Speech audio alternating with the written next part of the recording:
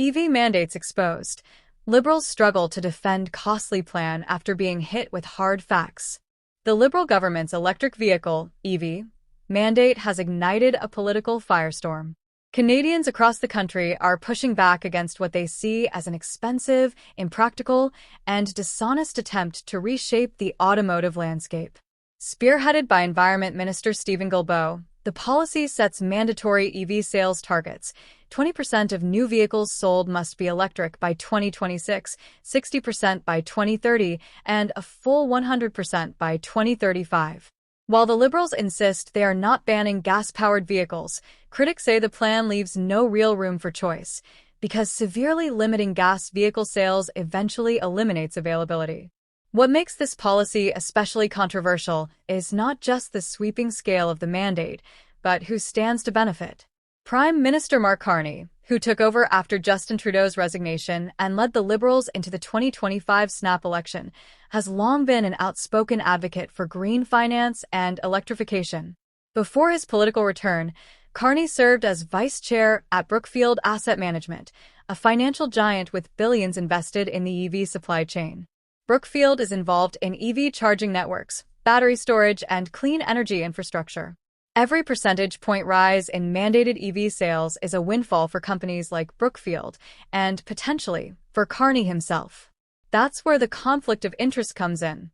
Despite Carney's public role, he has yet to disclose the full scope of his financial ties to Brookfield. Critics in the opposition, particularly Conservative MPs, are demanding transparency. If the mandate enriches companies tied to the Prime Minister, Canadians deserve answers. Instead, they're being told to pay more, accept fewer options, and trust a policy that seems more beneficial to investors than families. The financial burden on ordinary Canadians is already staggering. The average new vehicle in Canada now costs more than $67,000. Used cars hover near $40,000. And electric vehicles often carry a price tag up to $20,000 more than their gas-powered counterparts. These costs are unsustainable for middle and lower-income Canadians, especially in rural communities where EV infrastructure is sparse or non-existent. Charging stations are few and far between in much of the country. The range of electric cars doesn't meet the real-life needs of people living outside major urban centers. Yet instead of addressing these concerns, the government is penalizing automakers who don't comply. The EV mandate includes a punitive system of fines, up to $20,000 per vehicle sold above the gas quota. Automakers will either pay the fines or reduce their gas vehicle offerings, leaving consumers with less choice and higher prices. This isn't market evolution, it's artificial manipulation. And it's coming at a time when global enthusiasm for EVs is cooling. Demand is falling. Major manufacturers are scaling back.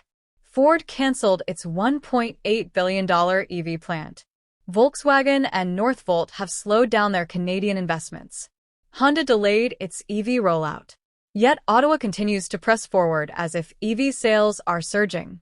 The Liberals argue that this is all about climate responsibility and innovation. But in reality, the numbers don't lie. Battery electric vehicles, BEVs, still make up just over 1% of all vehicles on Canadian roads. EVs represent only 6% of new sales, and even those are propped up by generous subsidies. The infrastructure isn't ready.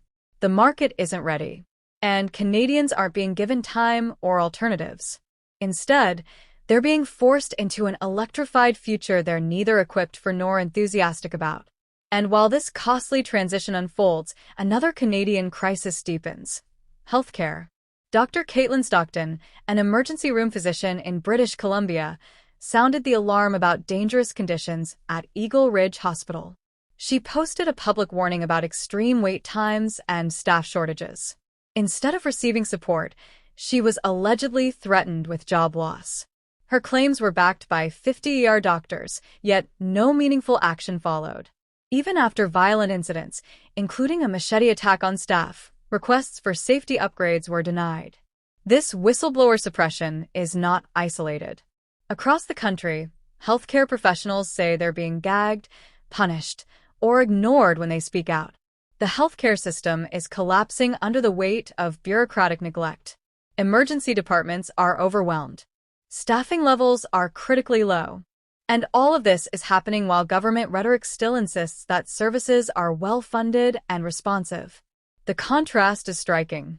Billions are being directed toward electrification efforts and climate financing, while hospitals lack basic safety protocols. It's not a matter of choosing between clean energy and healthcare.